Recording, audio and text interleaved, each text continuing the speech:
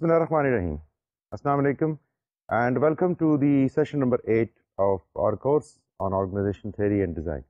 Today we will talk about organizational structure. One of the most important element in the design of an organization is obviously organizational structure. Before this session we have talked about what are organizations, and we have also looked at the process of strategic management or organizational strategic intent or organizational strategic purpose in some detail in the previous session. Now today we are starting to discuss various aspects of organizational structure. In this session we will first build up a general understanding of what structure is, what are its various elements, how do we define it, what are the various functions which it fulfills, and in the sessions to come then we will go into the details of various different types of structure. Why some companies have a divisional structure and some companies have a product structure, some companies have a functional structure. We will look into the strengths and weaknesses of each structural design and how they fit with the requirement of that particular company. But in this session, since we are building up a general background on which to address the various issues pertaining to structure in the coming sessions, so we will start with the definition of organizational structure. Organizational structure is usually defined as having three elements. Now those three elements we will enumerate one by one. Number one is that organizational structure designates formal reporting relationships, including the number of levels in a hierarchy and the span of control of managers and supervisors. Now this needs to be understood in terms that obviously the organizational structure, which is reflected commonly by organizational chart or what we call as an organogram, depicts the reporting relationship of people. Who reports to whom? What is the span of control of a marketing manager according to a particular organizational chart? What is the span of control of an assistant marketing manager? So it describes the coordinations or the links between people, which is obviously their reporting relationships, and also how many numbers of or how many levels are present in the hierarchy. Now, in order to understand better what I have just said, a sample organizational structure for you. Normally we have a structure with a CEO at the top and then departments like marketing, IT, production, HR, finance, accounts, and depending on the nature of the company and depending on the nature of the business, usually this is what we mean by hierarchies, the layers in organizational structure.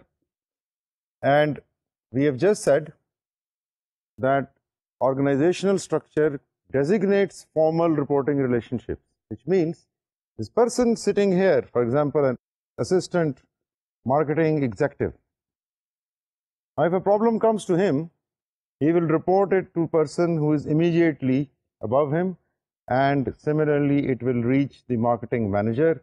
A solution will be given which will then travel downward. This is commonly how reporting relationships and how workflows are arranged around an organizational structure. So that is the first part of our first element, that there is a designation of formal reporting relationships. Now sometimes it happens in the company that not everyone is part of this vertical chain of command, and a situation can arise where this person, a junior executive in IT, might be communicating with someone in production or might be collaborating with someone in marketing.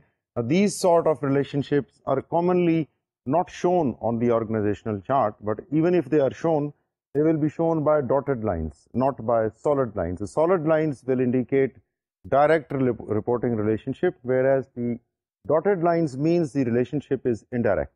But in both cases, organizational structure does reflect the reporting relationship of different people in the organization, including the number of levels in the hierarchy. For example, in this case, if we want to count the number of levels in hierarchy in marketing department, it is 5. So it is telling us that it is a 5-level tall hierarchy. And also the span of control of the managers and supervisors. Now, span of control would be the number of people reporting to this person or his span of control. For example, if and all 12 people are reporting to marketing manager, we would say his span of control is 12. And if 10 people are reporting to production supervisor, we will say his span of control is 10. But since 80 people are reporting to production manager, his span of control is 80. So organizational structure tells us, or if we try to find out, we can find out these various important informations about a company. The second element in the definition of organizational structure is that organizational structure identifies the grouping together of individuals into departments. Like you can see, this full group is production department. It is grouped because these people have similar skills. These people, number one, have the same goals. If the goal of production department is to produce a given quantity of product at a given quality, then that becomes the goal of production manager and his assistants and his supervisors and people down on the floor. So they are grouped together. First of all, they are here grouped together according to their function. Their function is production. Then the reason or the rationale of their grouping together is that they have a common objective and goal, which is different from the goal and objectives of marketing and IT or HR or finance.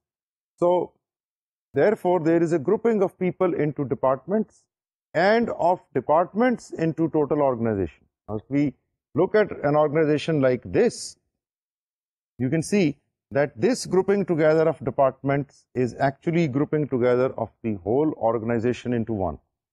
So we are talking about grouping of people into one department and then grouping of departments into one organization.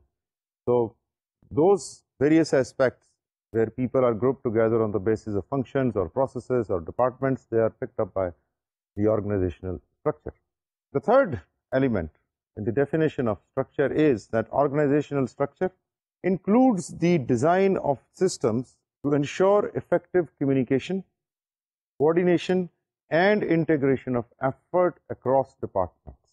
Now, you will see that, in fact, the design of the systems, now that we are mentioning the phrase design of the system, it will then depend that effective communication, coordination, and integration is created across departments depending on the design.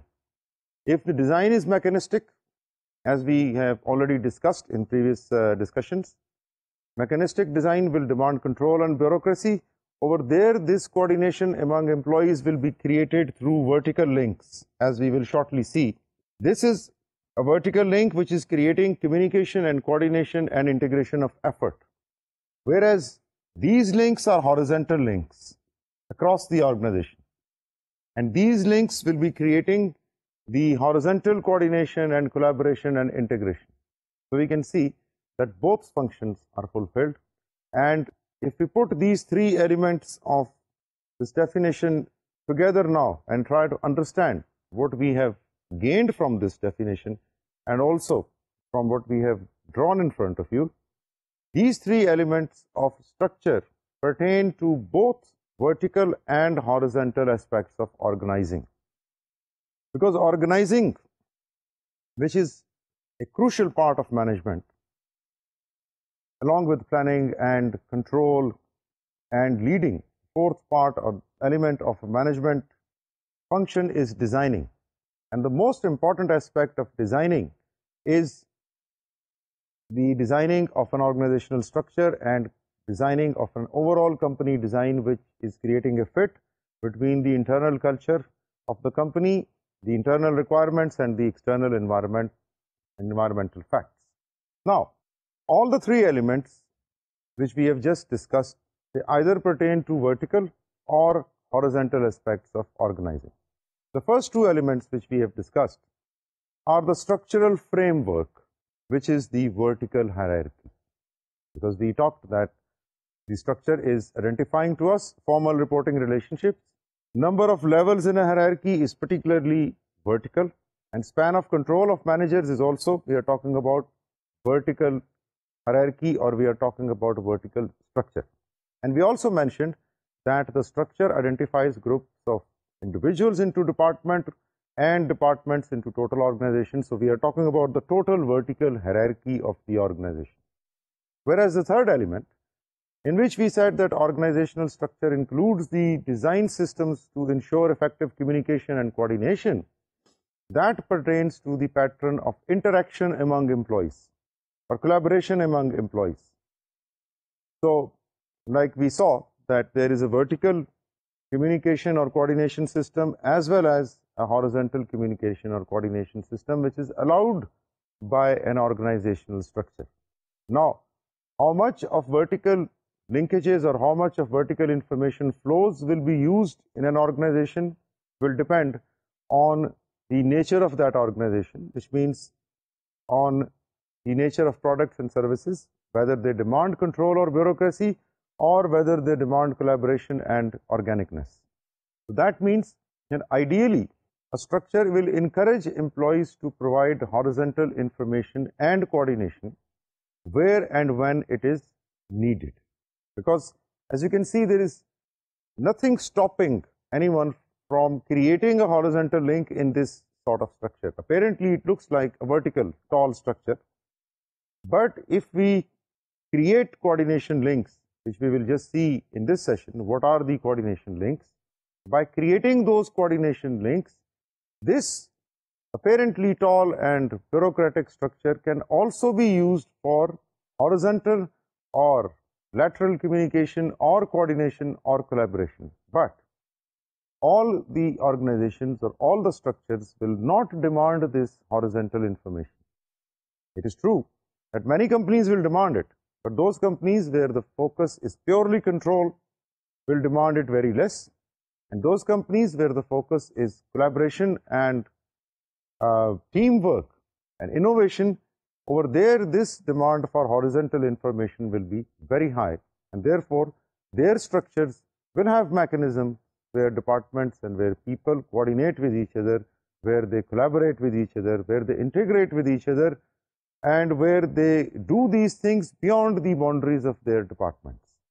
And we will see in this session as well as in the coming sessions that what are those horizontal and vertical links and how they are used in creating an effective design for the overall company.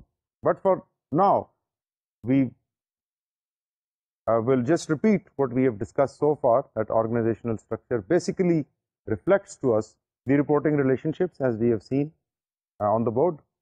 These reporting relationships also tell us the levels of hierarchy and the span of control, and the structure also tells us the grouping together of people into departments and the grouping together of departments into organization, and then depending on the nature of the organization we can create vertical information flows or horizontal information flows.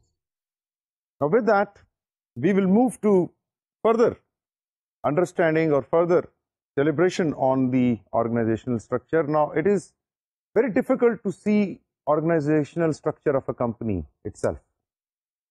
We can see it visually in an organogram. This is actually an organogram or organizational chart. So it is the visual representation of a whole set of underlying activities and processes in an organization. But still we can't actually see the full process, but this is a visual representation. It is not possible to see the internal structure of an organization the way we can see their products or the way we can see their tools or equipments or services. That way, it is very difficult to actually physically see the structure of a company. But organizational charts or organograms can be quite useful in understanding how a company works. Because if we write the span of control of various people on this chart, if we show the direct contacts by solid lines and the indirect contacts by interrupted lines, and we also can make up a shape of a structure, whether it is pyramidal or whether it is tall or whether it is flat. That visual representation can help us a lot in reflecting the various activities and various coordination and communication activities going on in that organization, but we can't actually physically see the structure. It shows the structure, the organogram shows the various parts of an organization, how they are interrelated and how each position and department fits into the whole. That is basically the purpose of an organogram or an organizational chart, which is commonly, you must have seen in the books, you must have seen on the walls of many offices and many organizations, you must have seen organograms. So those are reflecting the organizational reporting relationships and hierarchies and span of controls and groupings and departments and information flows. They're all reflecting it at a glance. Now there are various perspectives on structure. One of the perspective of structures, or one of the functions of an organizational structure is to provide information to employees. Because people are grouped together, people have hierarchies, people have their span of controls, people have their bosses. Why? To make sure that information processing occurs as it should according to the demands and requirements of that company. The organization should be designed to provide both vertical and horizontal information flows as necessary, because we can never really rule out the possibility of 100% horizontal communication. This does not happen.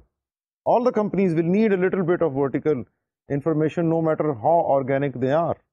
Similarly, any company, no matter how mechanistic that company is, will need a little bit of horizontal contact, a little bit of collaboration and coordination. So the structure should provide both informations.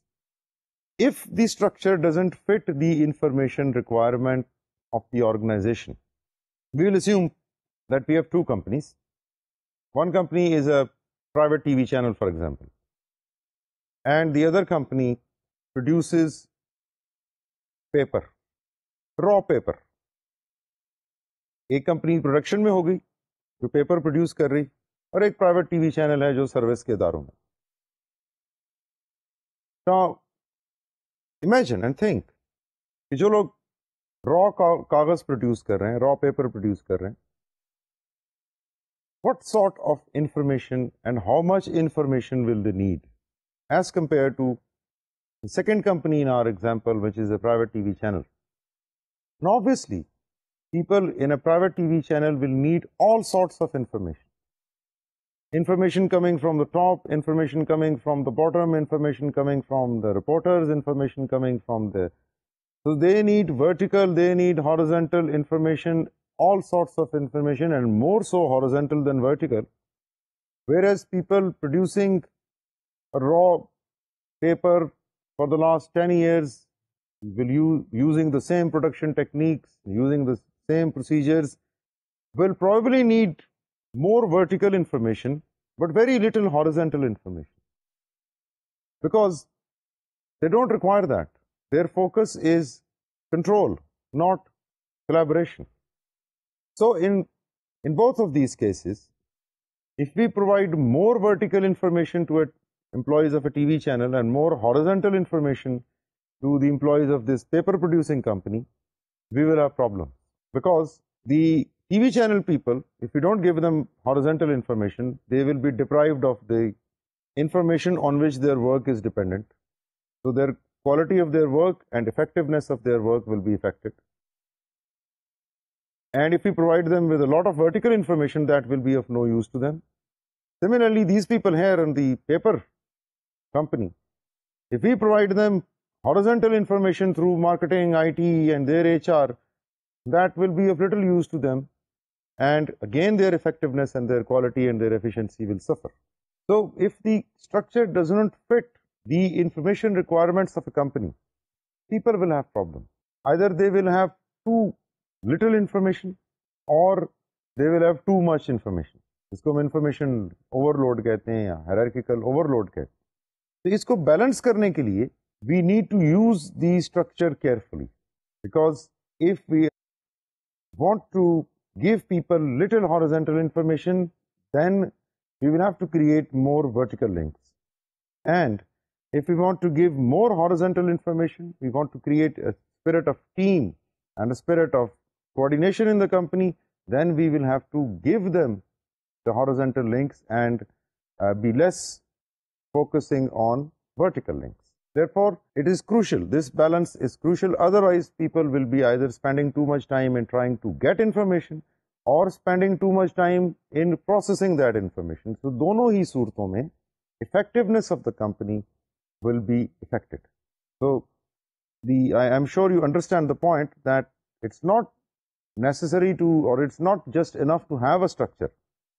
The important thing is to use that structure according to the requirements of the company, to use the information flows according to the requirements of that company. So therefore, structure becomes an important variable in performance of a company, because how the strategies and how the desires and wishes of the top management are actualized will largely depend on how they are taking work from the people, which means how the information process is occurring, how the information is reaching their employees, and how the information is reaching from the employees back to them, and in between what is happening. We have just seen, and we have seen while we drew this chart in front of you, that there are both vertical and horizontal mechanisms available in organizations. There is no doubt. But there is an inherent tension between the two mechanisms, between the two information systems. They don't support each other. In fact, they cancel out each other. Because if we try to see that vertical information system is running like this in an organization, or bottoms up or top down, the direction of the flow is this, whereas the horizontal information systems are running like this, they're actually cancelling out each other. The vertical linkages are designed primarily to create control, as you can see, whereas the horizontal linkages, they are designed, or their primary function is to create coordination and not control. So remember these two words, control and coordination, and also remember the difference in focus which they carry. In any organization, we need both control and coordination. But the most crucial and the most important decision is how much control and how much coordination. The finished product, which is the organization itself, it will be effective only if there is an appropriate amount of the required vertical or horizontal information system. If there is an overbalance, or if there is some problem in creating that correct mix, it is not a balance that 50% vertical and 50% horizontal. No. Depending on the focus of the company, if it is control, then we should have more vertical links. If the focus of the company is collaboration, then we should have more horizontal links. And normally, any company will have both, with preference for either control or collaboration, and in the same proportions or in the same direction, their structures should also reflect the inclination or preference for vertical or horizontal information systems, a vertical or horizontal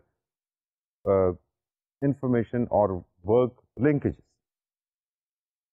Now, having said that, we have to now discuss and concentrate on the two mechanisms which create, the two types of mechanisms which create vertical linkages in the organizations and also horizontal linkages in the organization. Vertical links are used to coordinate activities between the top and bottom of an organization. Like we saw in the chart which we just showed you on the screen, there is a top CEO and he is connected through the structure with marketing manager, who is connected with assistant marketing manager, and then junior executives, and then people on the floor.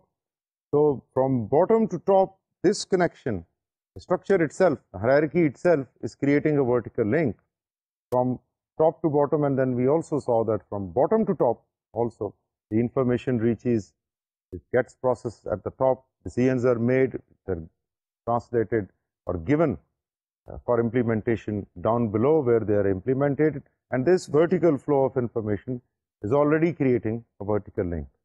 Now there are special structural devices which are used to create vertical links. एक तो आपने देखा कि खुद structure अपने अंदर vertical और horizontal links दोनों रखता, especially vertical links, because normally you will see the solid lines connecting vertically various positions or various headers in a department, and then those departments are reporting to directors, and then those directors are directly reporting to a chief executive.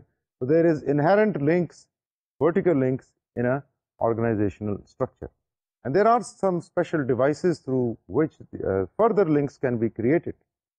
One of that is hierarchical reference, which we have already discussed in principles, that through hierarchy, if you look at a structure and you see that this is a marketing manager and down below is an assistant marketing manager, so you straight away understand that marketing manager is superior to assistant marketing manager and that there is a vertical link between them. Similarly, assistant production supervisor has a vertical direct link with production supervisor, who has a direct vertical link with production manager, who has a direct vertical link with production director. Now here, through the hierarchy, we have already created through those layers, because hierarchy, as you know, means levels or the layers which we see in an organization. So through these levels and layers, there is already a vertical link created. Apart from this, other ways to create those vertical links are rules and plans of a company or SOPs. For example, imagine you go to a company where you see a memo is circulating from production director to production manager who has seen it, and now he has announced it to everyone that on day this and this plant will remain closed. This is a typical example of vertical link through memo, because it is not required. If only the plant is closed, it will not be required that this information be given to R&D and marketing and IT and HR. The direct people who are affected by this change are the people working in the plant, and the production director has issued a memo which has served as a vertical link to take that information from production director down to the floor people. इसी तरह marketing में या for the whole company, there is something which needs to be told to everyone. Memos are an ideal way of telling people, because memos में आपने देखा होगा, there is no capacity for a feedback on a memo. When a memo is served, something is announced, then it is announced, and the top management or the person who has sent the memo will not wait for the feedback to come, because he is making an announcement, he is not taking suggestions. So whenever we are making such announcements, then memo is creating a vertical link between the top and the bottom of the organization. Similarly, other standard operating procedures like your leave application procedure, it's also a vertical link, because it is forcing you to travel up the hierarchy. If you are located down below in the hierarchy, you will put your application to your supervisor, who will approve it and put it to the production manager, who will probably grant you the leave. And you can see that this SOP, the standard operating procedure of taking leaves in this way, is actually creating a vertical link again. And similarly, budgets. Budgets are probably the most important vertical link, because the departmental budgets are purely meant for the departments, and everybody in the department is conscious of those budgets, and he is given resources according to those budgets. So he is all the time vertically working in his department. Whenever he is using resources, or whenever he is budgeting, or whenever he is planning something out of that budget, he is again using the same vertical link which is created in the shape of a budget. So rules, plans, regulations, company procedures, SOPs, memos, budgets, they all are creating vertical links. And similarly, we have other links which create this vertical linkages in the organization, and those vertical links are through vertical information systems. Like a company using IT to create vertical information systems, again through the generation of reports, written information, ये होता क्या है companies में, जितनी भी reports हैं regarding the process, regarding the quality control, regarding the performance of different people, they are collected, and if there is a vertical information system or a vertical MIS, depending, vertical इसलिए है because somebody sitting on the top is getting information from down below and then using it for some purpose. So most of the reports, the written informations, the company records, they are all actually creating vertical links. So if we have mechanisms for creating vertical links, then we also have mechanisms for creating horizontal information links.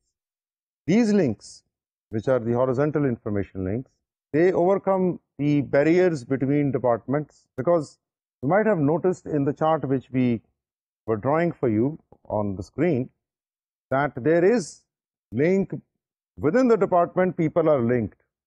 But when we look at the chart from across one department to the other, there is no link between the departments, because normally production ka, marketing ka, IT ka, HR ka, they don't really share their issues and problems. Most, I'm talking of production companies particularly, और जहाँ पर commodities बनती हैं, जहाँ पर focus control है, in those companies most of the departments don't need to meet frequently because there is no requirement for that. But where there is a requirement of teamwork and collaboration and integration, over there obviously these departmental boundaries need to be overcome.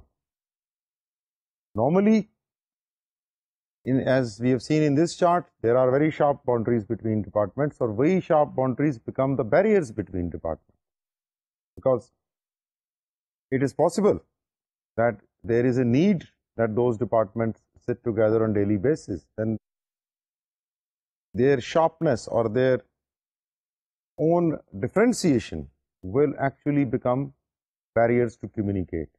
So the horizontal linkages will try to overcome the barriers between departments and provide opportunities for creating coordination among employees to achieve unity of effort and organizational objectives.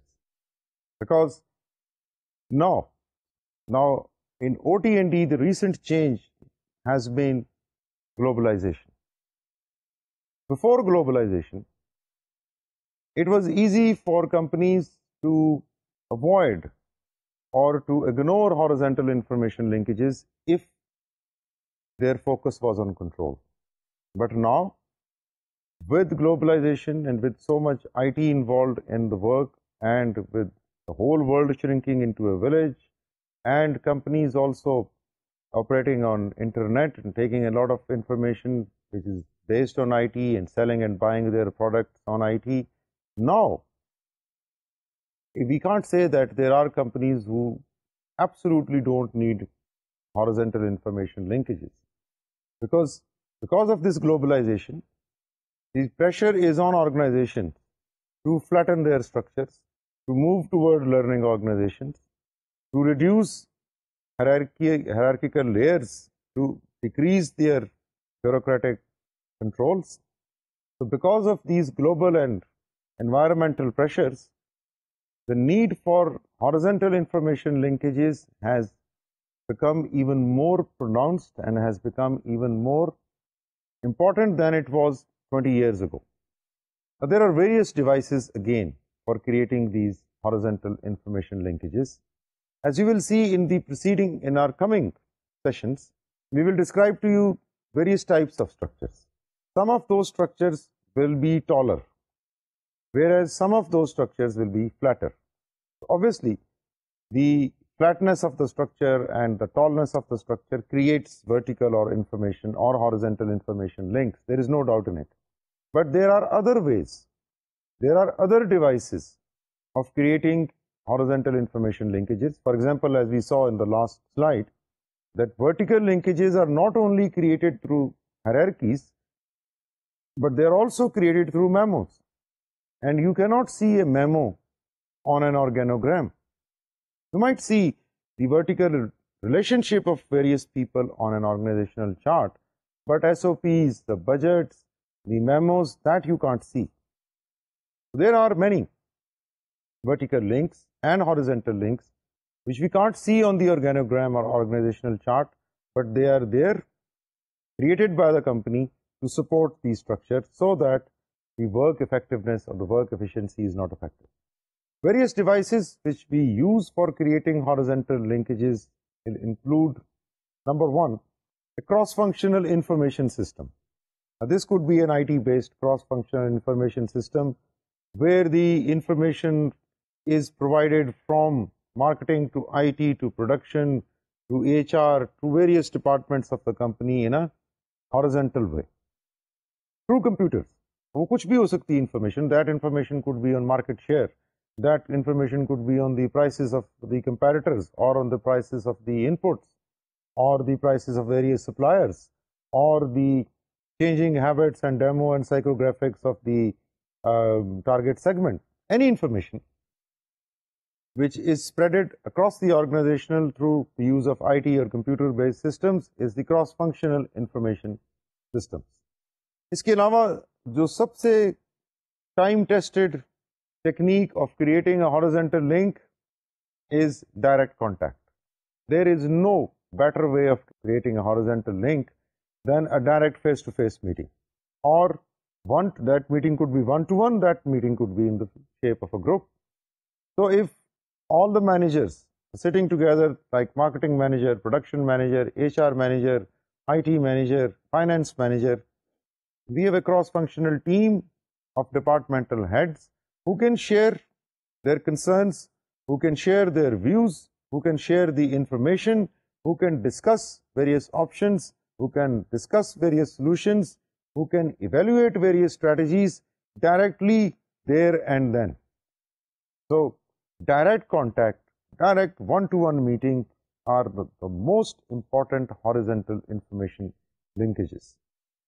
And companies use them.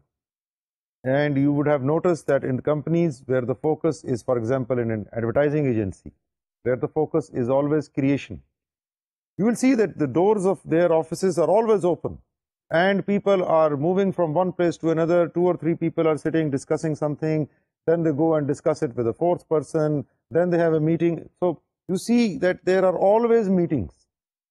Similarly, you go to a university. In the beginning of a semester, you will see people either teaching or meeting with each other, because there the focus is collaboration, integration, and coordination, and creativity, and innovation. So therefore, these direct contacts are absolutely required. In a hospital, for example, I've seen usually people who are in the administration of hospitals, whether private, public has obviously different ways of working, but in private hospitals, the standard practice of administration department, the administrators and the medical superintendent, their standard practice is to call a brief meeting first thing in the morning, 8:30. They call all the departmental heads in their office, nursing head, repair and maintenance head, medical and surgical resident heads, the record keepers, the information processors, all of them coming to the office of the MS for 15-20 minutes, giving reports on what they did yesterday and discussing today's issues and taking today's assignments. So within 15-20 minutes, that whole hospital is coordinated, which otherwise would have been impossible. Through vertical links or through memos, you cannot create this sort of coordination. You cannot express. Now, why direct links are so important in creating horizontal information linkages is because when we are sitting one-to-one or when we are sitting in a meeting, we are actually looking at each other and we are actually listening to each other. So that means our communication is much more enriched as compared to reading a memo. Now, when you are reading a memo, through the tone of that memo or through the wording of the memo, you can comment on the tonality or on the mood of the individual, but it is very difficult. But if that individual is sitting in front of you and you can also see his gestures and his body language and his verbal and non-verbal communication, all the cues, then it will be easy for you to understand him, and for him it will be easy to understand your point of view. Direct contacts are therefore the superior most way of communication. अगर आप compare करें one-to-one communication के ऊपर जितनी भी research है, there is a lot of research on comparing the effectiveness and utility and efficiency of various communication methods. One of them is one-to-one communication. There could be also communication through email. There could be communication through memos, faxes, publications, books, journals, video conferencing. I mean, there are many ways of communication. इनमें से जब studies जो हुई हैं, empirical studies, they have shown that face-to-face communication is the best form of communication because of the reason which I have just mentioned. Because you are there, time and space wise, you are at one place. You can thrash out an issue which you cannot do even on a telephone. The telephone may limited hai. You cannot have a call.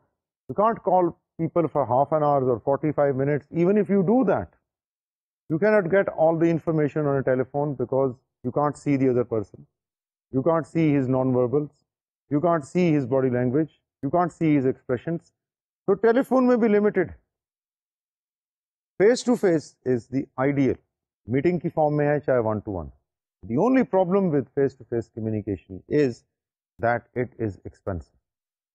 Expensive, आप हैरान होंगे, why it is expensive? तो कोई bill नहीं आता, आप किसी के पास उठ के मीटिंग के लिए चले जाएं, why it is expensive? Calling someone is more expensive apparently than going for a meeting. But when we go for a meeting, then we need to be there actually.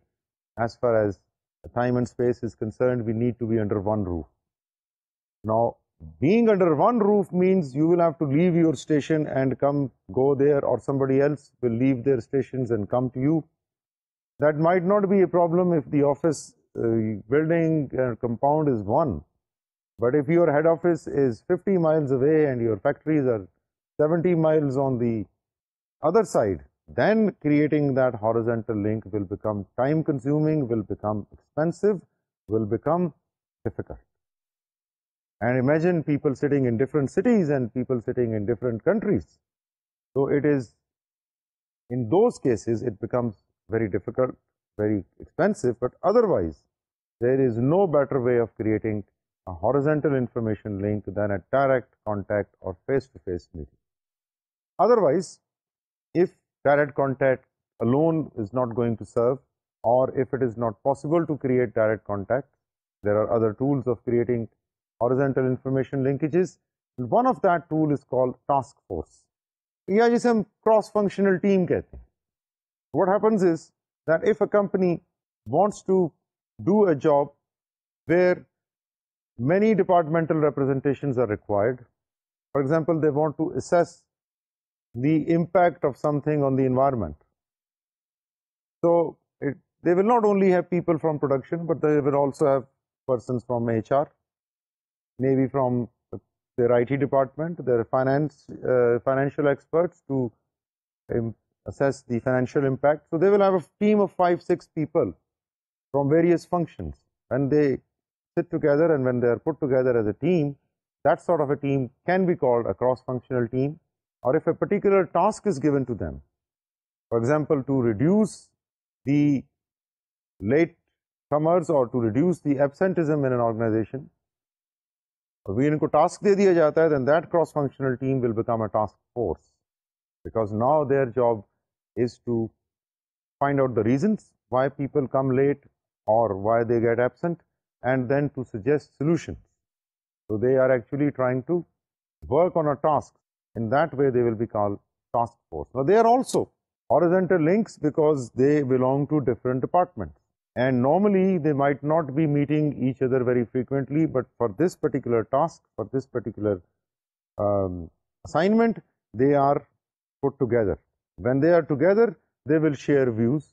They will talk about their departments. They will talk about the work in general. They will talk about competitors. They will talk about other employers. They will talk about many issues, और उनमें से बहुत से issues उनके काम के related होंगे, so a horizontal link will be created. through that task force or through that cross-functional team.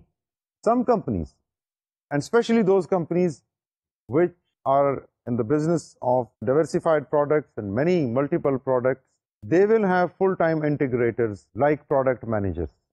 And the role of these full-time integrators is again to create coordination and collaboration and unity of purpose as far as the various ideas or objectives are concerned, because this role of a product manager, for example, as we will see when we come to the discussion of various types of structures, the product manager hain, they usually, and project managers, these are the people who are looking after a particular product or a project. अब एक project को अगर वो देख रहे हैं तो project has a limited time frame. Then after once that project finishes, they will move to some other project. So you can see that a project manager will finish 2 or 3 jobs in a year, will have various teams under him. At the same time, he is all the time interacting with the functional bosses of the company as well, with the marketing manager, with the financial manager, with the IT manager, with the production manager. So there is a constant horizontal link through this product or project manager, because he is sitting with finance manager and discussing the project on which he is working. He will be telling him what is needed further in terms of raw material, in terms of human resources. So actually he is now talking on behalf of the HR department and the supplies or the production department. Similarly, he will be discussing with the production department, he will be discussing the possibility of designing a new product. So, then he will go to design department to discuss the possibilities. Then maybe they will think, there are various ideas, let's have a final meeting with all the stakeholders. So they will have half an hour meeting with 5-6 people and they will come up with a decision, because the full-time integrator or product or project manager has worked for some days on his assignment, and now the work which he has done in 5 or 6 days is that sort of work which was probably not possible for the company to do on its own without indulging in extensive meetings and in wasting maybe 2 or 3 months. This person has done, because that is his full-time job. That is why he is called a full-time integrator. And apart from the task forces and the cross-functional teams, there are other teams which can be created. The cross-functional teams where you pick representatives of different departments, you put them together, and then there are teams which can be cross-functional, which can be non-cross-functional, but you can create those teams to enhance the horizontal links and to support and enhance the effectiveness of a company. So, in this particular session, we have seen that an organizational structure is not only a piece of paper which we see as an organogram or organizational chart. Organizational chart merely visually reflects the organizational structure of a company, and organizational structure of a company itself depicts the reporting relationships, the grouping together of people into departments, and the grouping together of departments into a company. And it also tells us about the levels of hierarchy, about the span of control, about how people are connected with each other. And the important point which we made in this session is that an organizational structure ideally provides both type of informations or both type of linkages, vertical as well as horizontal. A company, depending on its needs and requirements, will decide whether to use vertical links more or whether to use horizontal links more. And then we also discussed that if the company wants to create vertical links, then apart from its layers or hierarchies, it can use devices like memos, written communication, office orders, executive orders, SOPs, budgets are all forms of creating vertical linkages. If the company needs more horizontal information, then it will have a flatter structure, first of all, so that there is less vertical complexity and more horizontal complexity. And on top of it, it can also create horizontal links through teams, through cross-functional teams, through various full-time integrators like product managers and project managers, and direct contact of people in the shape of one-to-one meetings or group meetings or annual meetings or weekly meetings or daily meetings. So we have seen that these vertical and these horizontal links, they are present inherently in a structure, but we have also seen one of their property is that they oppose each other, that they do not supplement or they do not complement each other, because they belong to a very different management philosophies. One philosophy is the philosophy of control, the other philosophy is the philosophy of coordination. Control and coordination are required everywhere, but in different proportions. Their recipes will be different. In some organizations, more control is required. In some organizations, more collaboration is required. But in all organizations, a little bit of collaboration or control will be required. There can be no organization which is without any discipline and without any control. Similarly, there can be no organization, no matter how tightly it is run, which does not collaborate with among each other. So, to create this mix of vertical and horizontal linkages, the management and the understanding and the insights of organizational theory and design will be of great help in understanding which organization will need more vertical links, which organization will need more horizontal links, and what are the various mechanisms and what are the various ways in which these horizontal and vertical links are created. Sometimes if the office is one, then it is best to create horizontal links through direct contact. Sometimes they might be created through telephones or video conferences. It will all depend on the situation. In next sessions to come, we will inshallah talk about the types of various structures in detail. Till then, it is Khuda Hafiz.